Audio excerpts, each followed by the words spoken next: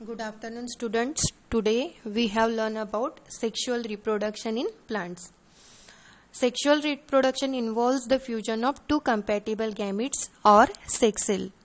But for this, organism must be mature. After maturation he organism reproduce कर सकता है.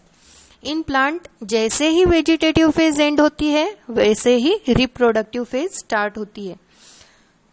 Vegetative phase means seed germination से तो plant के फ्लावरिंग स्टार्ट होने के बीच का जो टाइम इंटरवल है उसको बोलते हैं वेजिटेटिव फेज.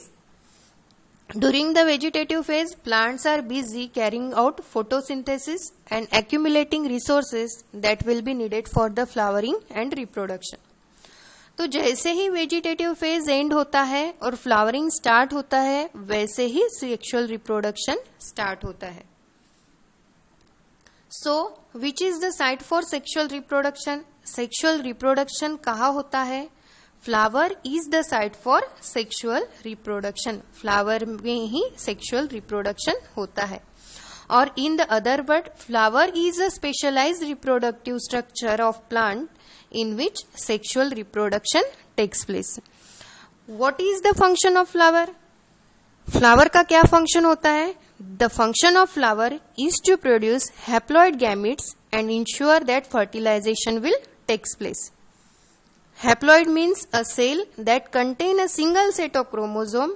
ऐसे सेल जिसमें क्रोमोसोम का सिंगल सेट प्रेजेंट होता है ऐसे सेल को हम हैप्लॉइड बोलते हैं, जिसे हम N लेटर से डिनोट करते हैं.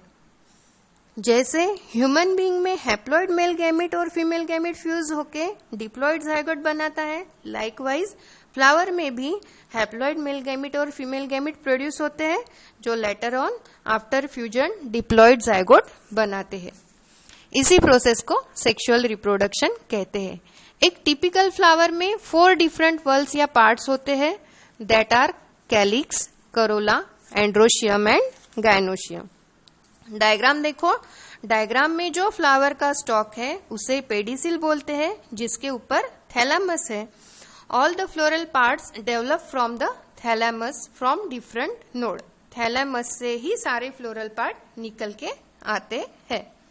Thalamus is also called as a receptacle. Thalamus को ही रिसेप्टेकल बोलते हैं.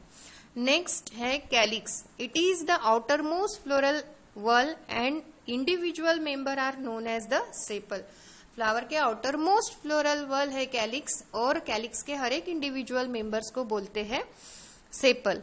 If sepal are fuse the condition is called as the gamosepalous. अगर सेपल्स फ्यूज होते हैं तो उसको बोलते हैं gamosepalous. For example China rose या हिबिस्कस.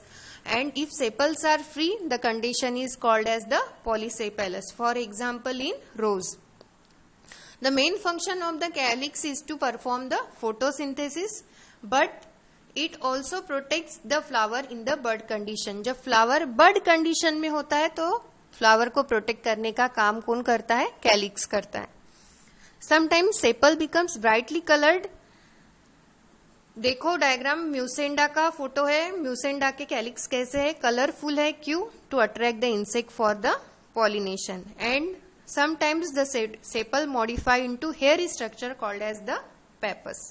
Next है corolla. It is the second floral whorl from the outer side and variously colored. Second जो floral whorl है उसको बोलते हैं corolla और वो brightly colored या various color के corollas होते हैं. The individual member is called as a petal. corolla के individual member को petal बोलते हैं. Petals may be sweet to taste, possess scent, order, aroma और फ्रेग्रेंस. तो जो पेटल्स होते हैं उनमें एरोमा और फ्रेग्रेंस होता है to attract the insect for pollination. The condition in which petals are free is said to be polypetalous.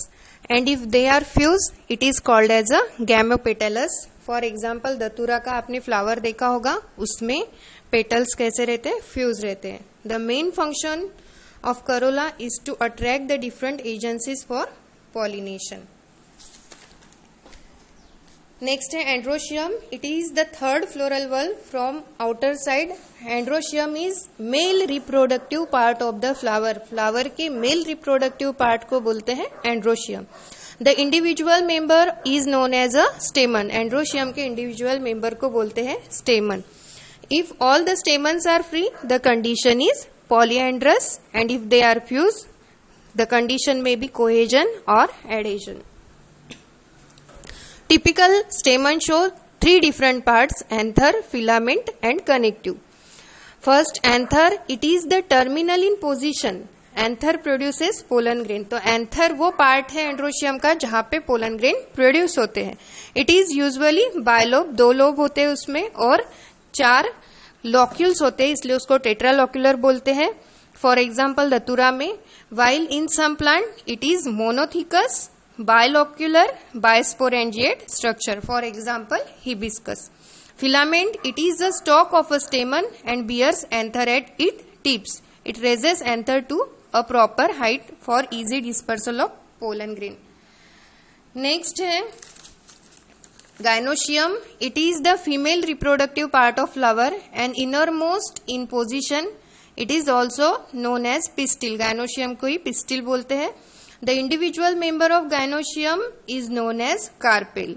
The number of carpel may be 1 to many. If all the carpels are fused, the condition is described as syncarpus. And if they are free, the condition is described as a apocarpus. अगर carpels free है तो उसको बोलते हैं apocarpus. A typical carpel consists of 3 parts: stigma, style and ovary. Stigma is a terminal part of carpel which receives pollen grains during pollination. It helps in germination of the pollen grain. Stigma shows various structures to suit the pollinating agent. Style is narrow, thread-like structure that connects ovary with the stigma. Ovary is the swollen fertile part of the carpel. So, today we have learned about structure of flower. Here are some question for assignment. जैसे आप सब जानते हो कि board exam में biology के paper में इस साल काफी डिफरेंट टाइप के क्वेश्चन आए थे. So you have to practice question like this. So all these for today. In next video we will see the remaining portion of the sexual reproduction in plant. Thank you.